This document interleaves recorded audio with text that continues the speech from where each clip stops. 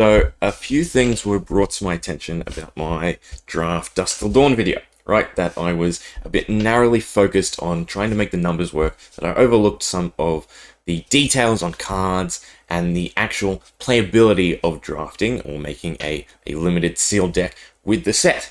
And while those are valid points, something I do want to address, this is something we all suffer from. The bulk of Dusk Till Dawn, the bulk of a lot of Flesh and Blood sets are exactly that, they're bulk, right? We go looking for legendaries and this is what we end up with. I've started my Dusk Till Dawn opening journey, right? I'm nowhere near complete, and this is what I have so far. So, yes, I am kind of trying to make oranges out of apples, but at the same time, it's something that we need to talk about as a necessity, right? What is the value to Dusk Till Dawn boxes if we can't draft them? If we can't get the ability to play with the box, and we're just searching for cards. Okay? If we estimate there is, say, 250,000 boxes of Dusk Till Dawn, that's the amount they print, right? That makes 6 million packs, okay? At legendaries being, what is it, 1 in 64, 1 in 66, right? That's a lot of legendaries. That is more than enough to supply the market as it is currently, okay? The player base that wants to play with those legendaries, that needs them for competitive play, there is far more in circulation than what is demanded upon. The value of Dusk Till Dawn to open is going to drop and drop and drop because of the people chasing, say, the serialized art cards or the extended amount of hype around the entry of the product. It is going to burn out far worse than say, Everfest, in my personal opinion. We already see that with the prices of the serialized art cards, how they have sort of pulled away from what a lot of people were hoping. Now, I was very pessimistic about them. I did not think they would be valued as high as they still are, right? I thought they'd stick only slightly above the real Marvel chase card, which in this case is the Levia. Not because it's pretty or anything, but because it's hard to find, right? But anyway, back to draft. Okay, let's grab, what's that? That is 7. We'll go back. We'll do a full 24-pack pod as I am trying to estimate, right? So that means out of every pack, because we're saying, we'll draft with 4 packs. So there's 6 packs to a player, or roughly, say, 2-ish cards from every pack, right? Did I do that right? Either way, we'll just draft all 6. Right, we'll draft for all 6 players using 24 packs. And the big point I'm trying to make work.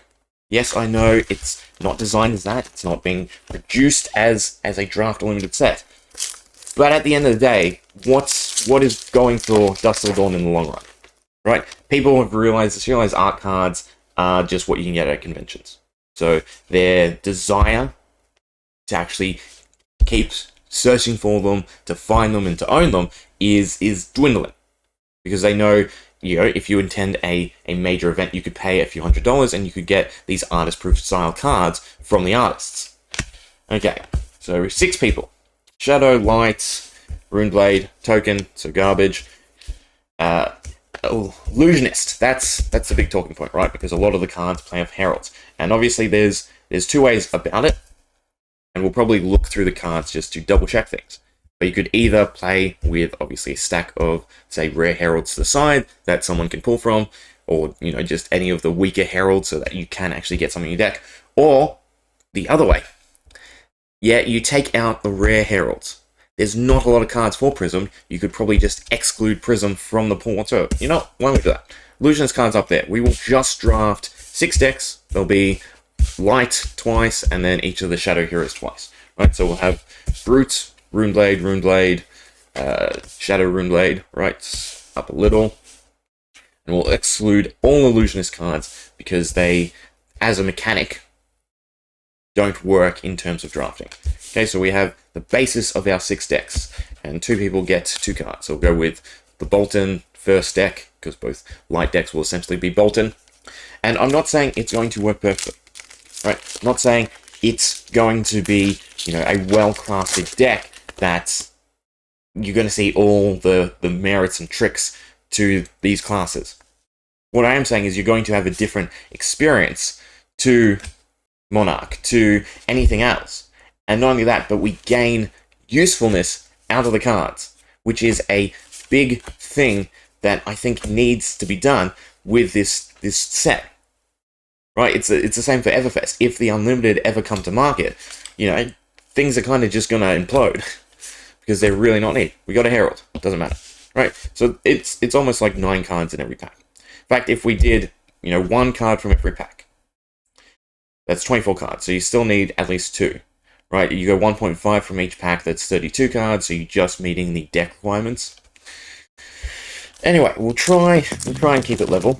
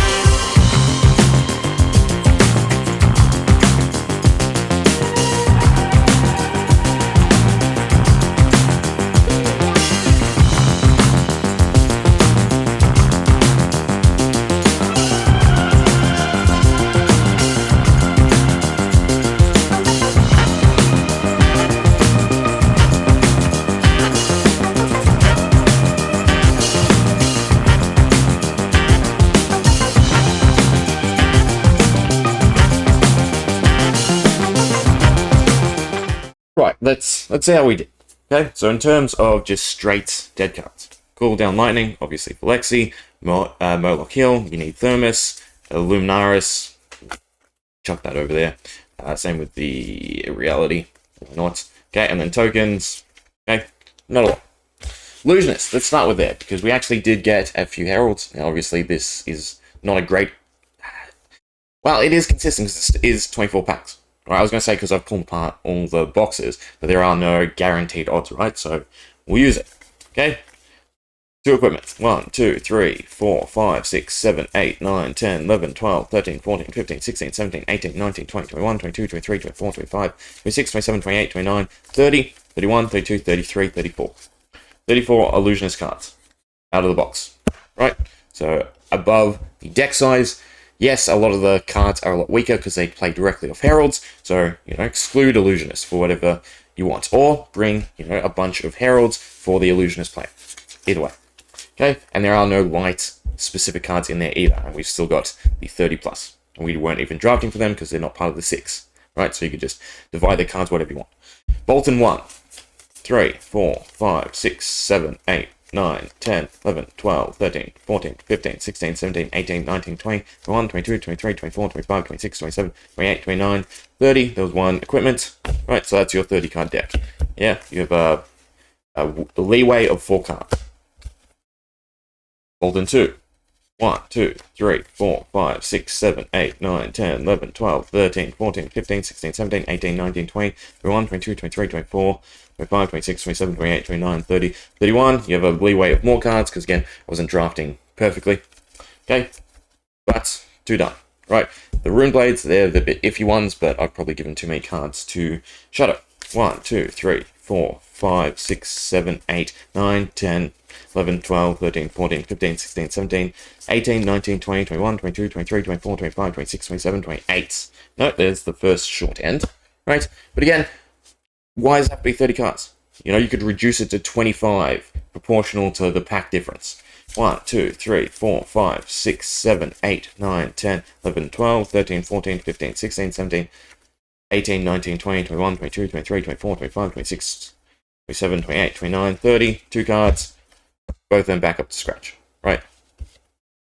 Rune Blade. These are definitely short, but we'll see by how much. 1, 2, 3, 4, 5, 6, 7, 8, 9, 10, 11, 12, 13, 14, 15, 16, 17, 18, 19, 20, 21, 22, 23. 23 and 1 equipment. Then this guy, 1, 2, 3, 4, 5, 6, 7, 8, 9, 10, 11, 12, 13, 14, 15, 16, 17, 18, 19, 20, 21, 22, 23, 24, 25, 26, 27, 28, 29. Okay, so we are short, right, because of the illusionist pool cards, and it's fine. Okay, again, I don't, I'm not going to blatantly say this is going to work perfectly, because it's not. Again, the set isn't intended to be drafted. All I'm trying to do is find a use and a purpose out of the boxes, out of the packs, out of the majority of cards that are just going in the bin. Okay? You can fault me on that, you can say it's really bad logic, but at least I'm trying to do something. I hope that there is a little bit of merit in that, because we are missing out on a lot of interactions. There are a lot of specific shadow and light interactions here that are very niche. They might see slot into some decks here and there depending on who rises and falls in the meta. But by and large, they are dead cards. Now, we'll go through the actual list of cards to see how many cards are actually dead. Right, the big one that I will definitely concede is Prism. It is absolutely useless in drafting. If you were to say 20 card decks, 25 card decks, be fine. We've still got 2 Bolton decks. Yeah, you need a little bit of leeway. Yeah, because the set's not draftable. Yeah, I'm trying to make apples out of oranges. I think I said it backwards the other way. But we'll see. Right, so in terms of cards, this is what we have, obviously. The Figments directly require Prism's ability. Luminaris is useful for Heralds and only useful if you have said Heralds. Right, that's fine. Again, I would say use the old Prism, use the old Prism weapon. Use the tokens from Monarch, right? Because, again, you need a lot of tokens, a lot of the back-end cards from Monarchs from the draftable sets as card pools for people to make their decks, right? You generally need your hero. Again, if you draft Monarch normally, you're not necessarily going to find the tokens you want, right? So we already conceded that at an LGS, at your local play group, you will have a segment of tokens for you to play with. And again, I would say play with the Monarch tokens over the new Prism. Right, so again, feeds into Heralds. A lot of the Prism cards, in fact, all the Prism cards feed into Heralds, so unless you find Heralds. I think we got 3 in that pseudo draft, right? But still, right, discount all of them. The rares aren't taking up any real slots because you hardly get any, so that's fine. And then there's what? 1, 2, 3, 4, 5, 6, 7, 8, 9, 10, 11, 12 out of the pool of commons for Dusk Till Dawn. Off of the 94 cards in Dusk Till Dawn for commons, right? So it's roughly 12%, or 13%. 13% of the cards are quote-unquote dead. It's fine. Okay, then we have Bolton. Any of these cards require a search in your deck or to be used in a actual constructed fashion. Hero Soul, charge your Hero Soul, right? Nothing actually searches. Then we have the Radiant set, right? You find pieces, it's a little bit of prevention. Automatically goes to the light play if you want. Okay, United We Stand. Right, obviously discounted, though it's still a 3 for 6 or 3 for 2 if you want, so it's still playable. You just can't really capitalize on its effects. Luminar Lance, playable. Right, Radiant Force Field, playable. Majority of these cards, playable. Some of their uses are very niche, right, like getting rid of X Aura cards, but they're still playable. Right, you can still use it to defend. They're not completely worthless or dead cards. Yellow Pitch, when it defends a shadow. These are the ones I'm really trying to emphasize because, again, they play well against or in this sort of gated section or segmented section where you have to verse light and shadow. So we've got, Defender of the Daybreak and Break of the Dawn directly affect the dichotomy, if you will. Okay, Levia. Again, where is the search that I was said? Blood Debt. Right, Spanish card, Blood Debt, Brutal Shadow. Okay, so far I'm not seeing anything you couldn't technically activate. Then we have Runeblade. Runechant is the hang-up, right? Because if you play Chain or use the Monarch Chain token, your ability to generate Runechant is not as great as Vizet.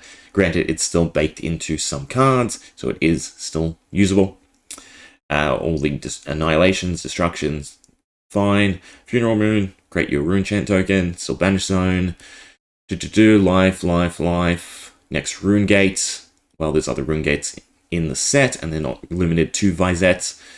And, yep, look at that. All could be used.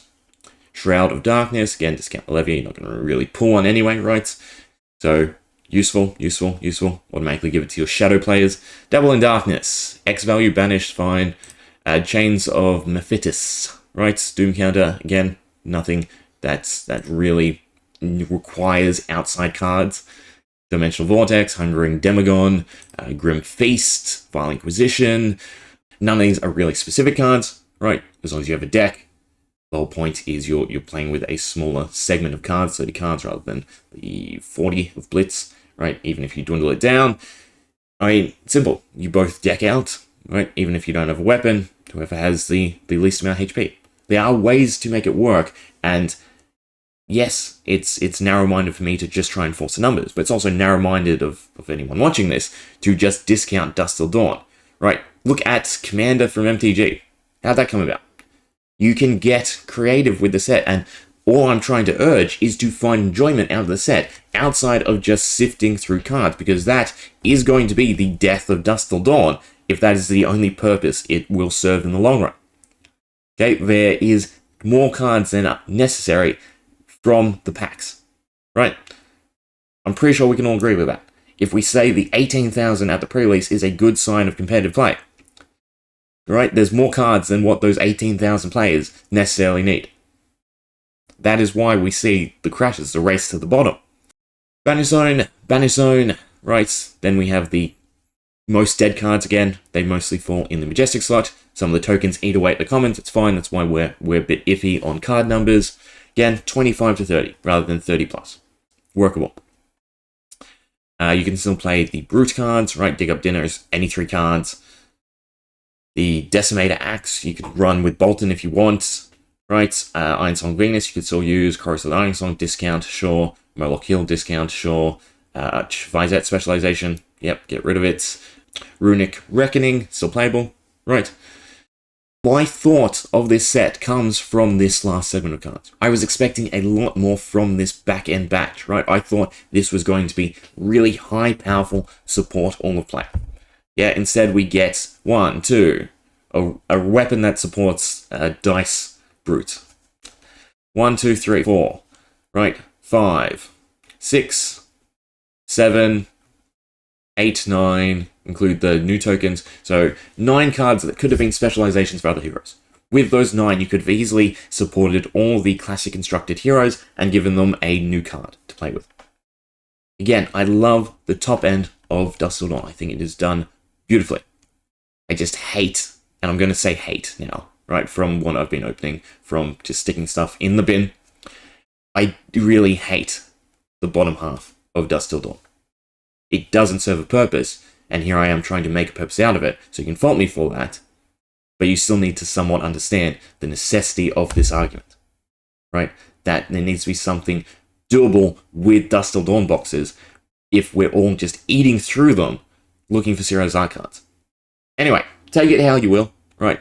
Draftable, not draftable, play at your own discretion. It's up to you. Enjoy the set how you're going to enjoy it, right? Be creative.